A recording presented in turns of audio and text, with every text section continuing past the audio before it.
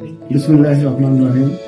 ত্রয়োদশ জাতীয় সংসদ নির্বাচন ইতিপূর্বে হয়ে গেছে এবং 213টি আসন নিয়ে বাংলাদেশ জাতীয়তাবাদী দল বিএনপি বিপুল ভোটে জয়যুক্ত হয়েছে।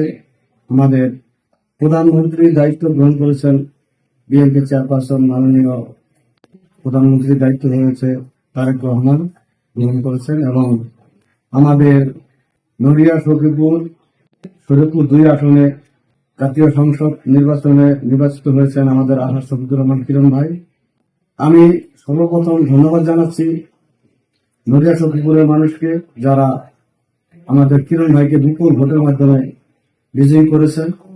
বিশেষ করে আমার কেদারপুর ইউনিয়নের নেতৃবৃন্দকে এবং সাধারণ জনগণকে, যারা কিরণ ভাইকে জয়যুক্ত করেছেন ভোটের মাধ্যমে।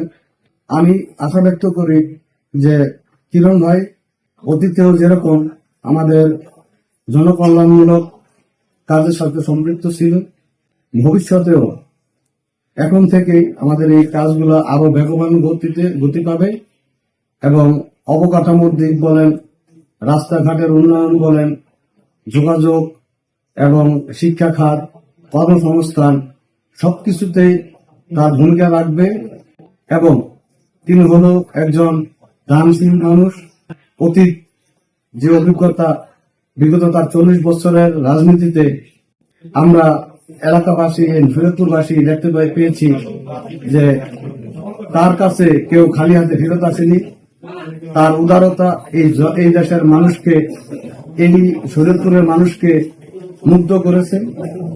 আমি আরো আশা রাখি তিনি দায়িত্ব গ্রহণ করেছেন অতি দ্রুত তিনি আমাদের যে কাজগুলো চলমান আছে বা থেমে গেছিল সেই কাজগুলো দ্রুত গতিতে আবার শুরু হবে এবং নতুন নতুন কাজগুলো প্রকল্পগুলো তিনি খুব দ্রুতই শুরু করবেন।